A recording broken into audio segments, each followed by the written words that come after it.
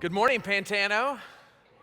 My name is Nick. I am one of the teaching pastors here. It's my pleasure to be with you. I'm really excited today. We're kicking off a brand new 4-week teaching series called Made from Mud, Unique, Not Better. And it's in this series that we're going to learn about God's unique design for each of us. And right now, you see this piece of mud up here on the stage, which is where we get the title, Made from Mud. And so this piece of mud, this piece of clay, for today will represent the Creator, our God, or the potter.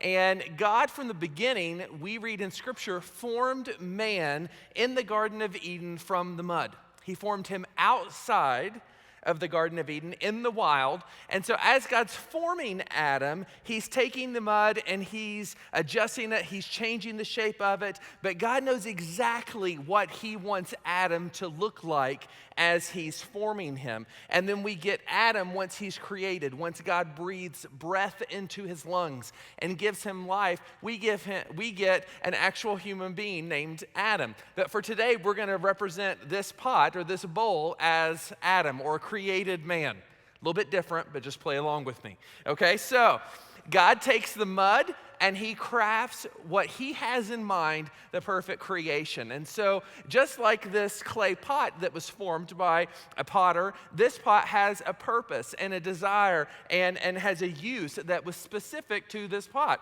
This pot or this bowl can only do certain things, right?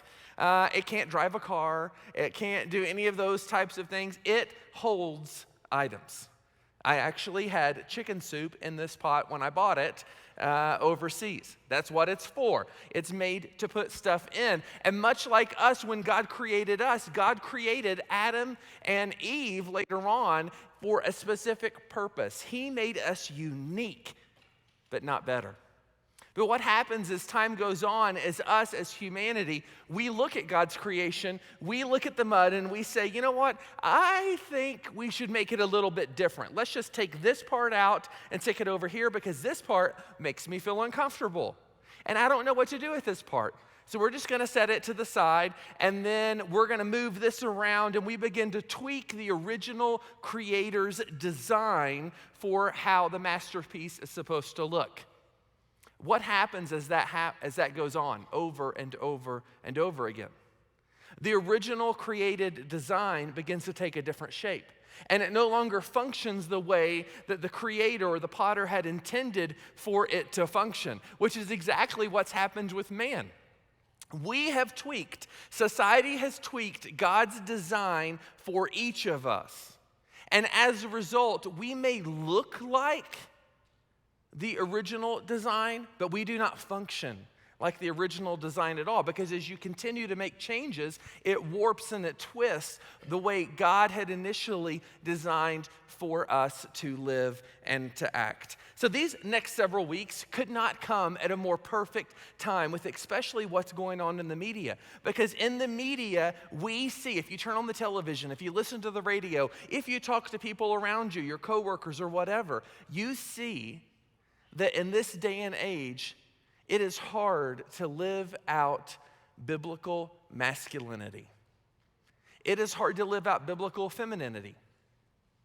And so while God has created us from the beginning with a purpose, both created in God's image, it's been tweaked so much that it doesn't function the way that it's supposed to any longer. And men, I know what it's like to struggle. I try every day to be the best man that I can possibly be for my family, for my wife, for my friends, for my coworkers. I try so hard to be the best man that I can be, but it is difficult, and I do not have all the answers. But one thing I do know is that we have the opportunity, we have the ability, because God has given it to us, to move forward.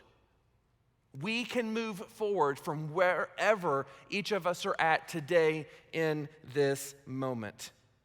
But it's so hard to do that. If we just looked at the world and what the world says a man should be and a woman should be, and in particular how a man should function, if we just looked at the world, we would be so confused. Which is why men, we have a hard time being a man. we have a hard time discerning what it's like. What's the proper way to live